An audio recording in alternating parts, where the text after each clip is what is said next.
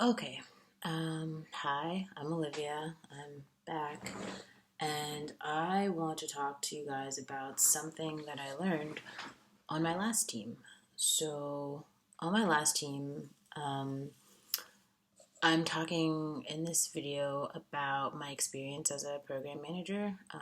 On this team, I was actually a product engineer, but I think the role was cross functional enough where we can consider this program management experience. Um, and so before I left that team, I had something known as a retrospective meeting. And in that meeting, the purpose of it is to get feedback on things that you did well and things that you could improve on. And I thought it might be useful to share some of the lessons that I learned. Um, because with those lessons and that feedback, I was able to take it and think about it and really grow from it. I don't know what it is about when I record these videos, but my computer is always dying. Okay, so here's the first sticky note, and it says staying on topic during meetings. Now, I talked about this a little bit in my other program management video, but the point here is when you come into a meeting, there's pre work that you should have done and context setting that you can do in an email or maybe some pre conversations before you have the meeting, just so everyone has all of the information that they need to understand what the meeting is going to be about to stay on topic in the agenda. Now, this can be really hard because you might have a ton of things that you end up bringing up, like new concepts, but those will actually extend the time of the meeting. And if you have additional conversations about that, it can take up more time and you might get really off topic during the meeting. And that's not a good idea because you have certain things you need to get accomplished during that meeting, and it's important that you actually accomplish those things. So, staying on topic during the meeting is definitely something that was important for me. I was writing a lot of research grants, and I was really interested in talking to my team about meta learning, and I could talk about that all day and how it's applicable to all these different portions of the business. But everyone else is actually not a data scientist. Like, everyone else is not studying meta learning, and they honestly don't really care, right? They have other things that are priorities, and those meetings need to be reserved for those things. So, it is very important to stay on topic during meetings. My second sticky note, this one says understanding the sequence of events.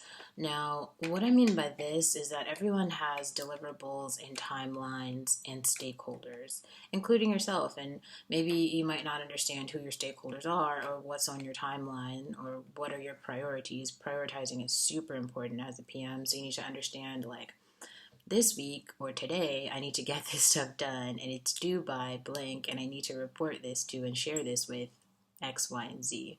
That's really important, right? But if that can get confusing sometimes because maybe you're working on a project and you need to collaborate with someone else, right? And they have their own calendar that they're managing. You have a calendar that you're managing. You need to first coordinate some time to do some pre-talking with them to say hey, I need to have a meeting with you about whatever it is. When can we coordinate this? Do you even understand what I'm talking about? Have we set the context? Now, it could be that the other person is stumped, not stumped, they're swamped. So they have a lot of other things on their timeline and they actually just don't have time to prioritize whatever is important to you. So in that case, you kind of have to take a step back and then say, oh snap, this person actually doesn't have time to cooperate or coordinate with me right now, but I can table this for a later time and recognize and respect their timelines and understand that at a later time, when they have more free time, when something else, when all the things that are of higher priority to them have been accomplished, then they will have time for you and to have that meeting. I think it's also really important to understand your company as a whole, their project roadmap. So, what's really important this quarter. Like sometimes you have new customers coming on board, and those are like customers like maybe a large contract. Like that's something that we encountered.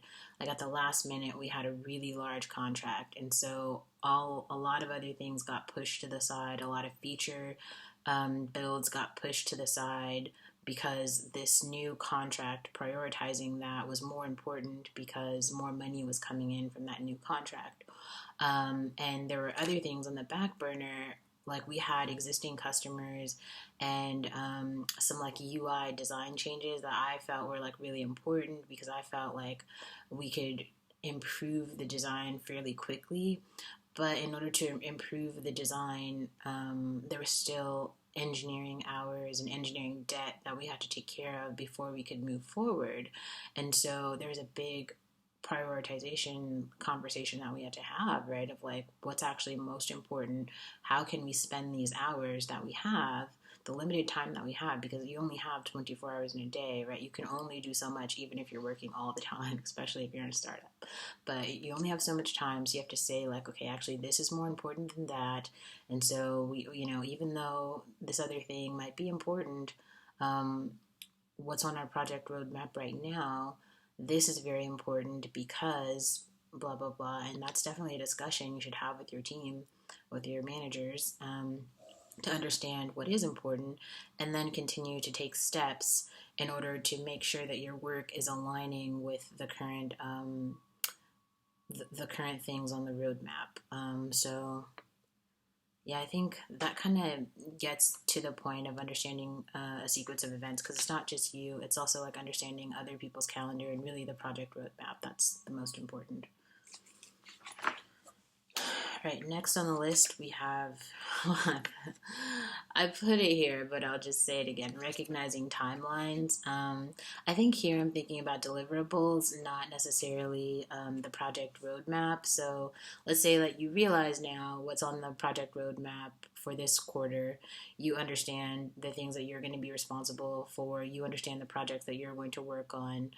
But like every day, in order to ensure that you're making progress toward those goals, how is your calendar and like your work, like your tasks, your emails, your meetings, like how are those timelines aligning with like the work that needs to get done? So like let's say it's September now and your project needs to be done by the end of September and you've outlined everything that needs to happen. You have a definition of done. You know what this project looks like when it's completed.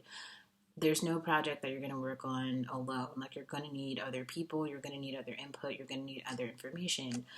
Does your calendar align to where like every day, every week, like you're making enough progress, toward your goal, so that when your due date comes, you have all of your deliverables. It's like you're collecting them day by day, and you want to make sure every day you're getting enough done and that you don't have any roadblocks that you're not able to like overcome by that deadline so that you can actually meet that deadline.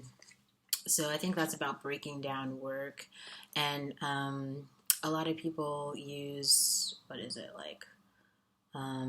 agile methods and not waterfall, but like scrum techniques, right? Where you can take a task and maybe give it a number.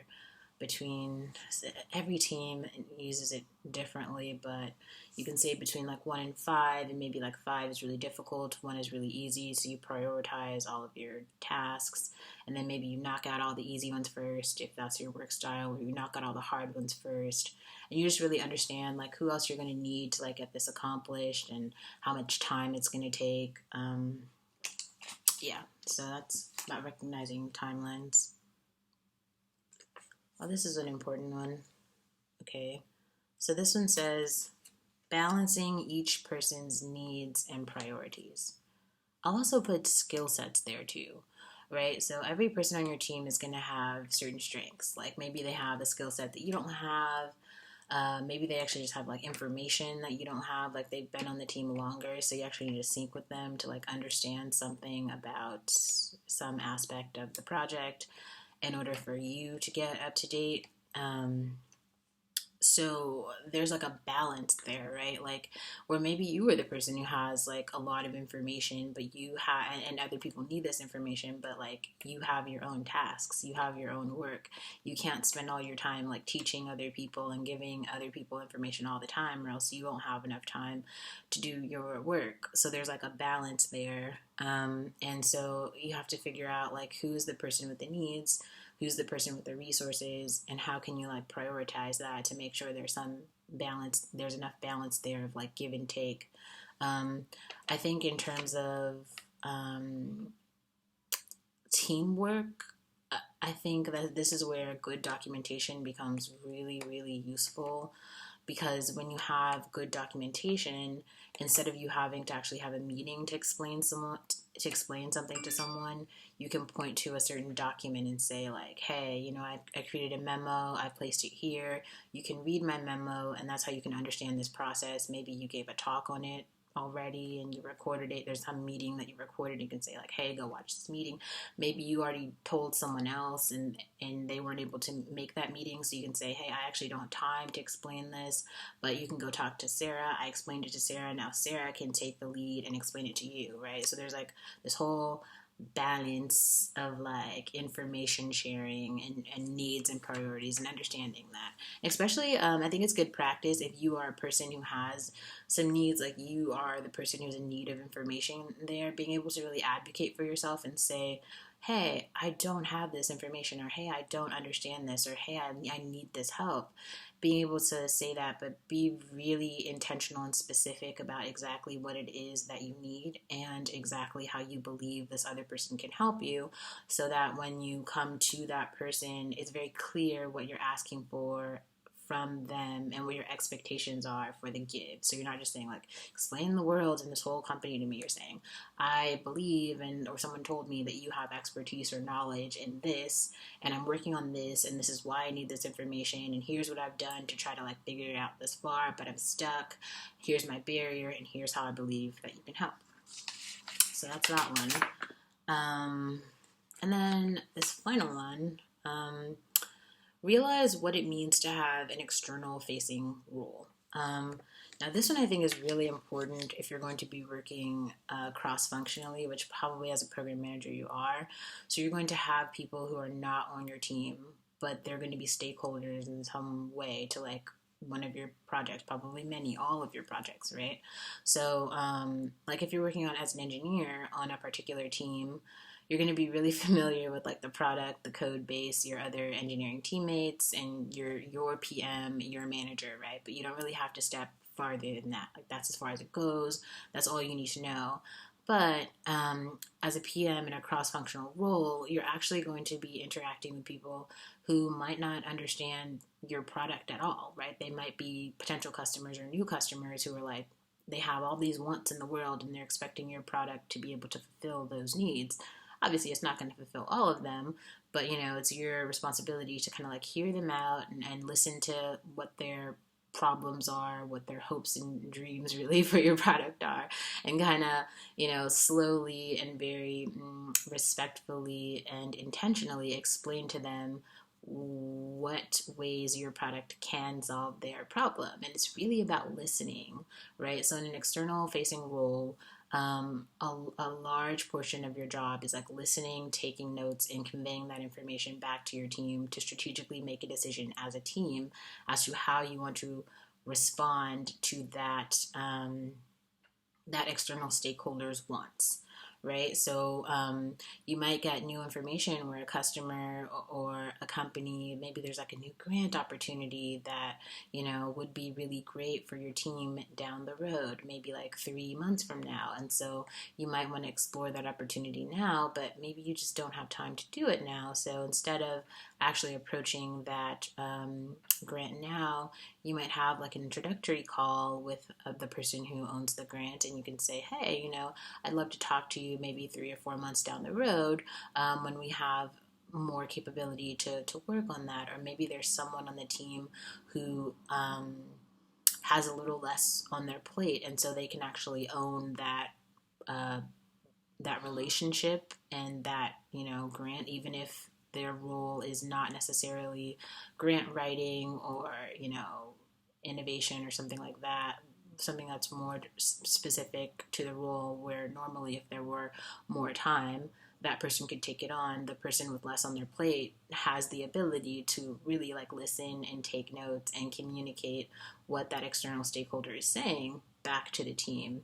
And when you have your team meeting, or whoever is actually responsible for that project, you can convey that information back to your team, and then just like let them know, and you guys can collaboratively make a decision on how you want to move forward, which parts of this work, what parts you need to research. And especially if you are the person who had a lighter load and is taking on some responsibilities that don't necessarily or didn't necessarily fall on your plate initially, you can say, or you can actually do the research, right? You can maybe read the documentation on the API, or you can look up how another company is solving that problem. And that research can take days or really weeks to do that. Or maybe you might have to like read a research paper and understand a new technique. Whatever it is that you figure out that you need to do, you can take the time to do that and then convey that information back to your team.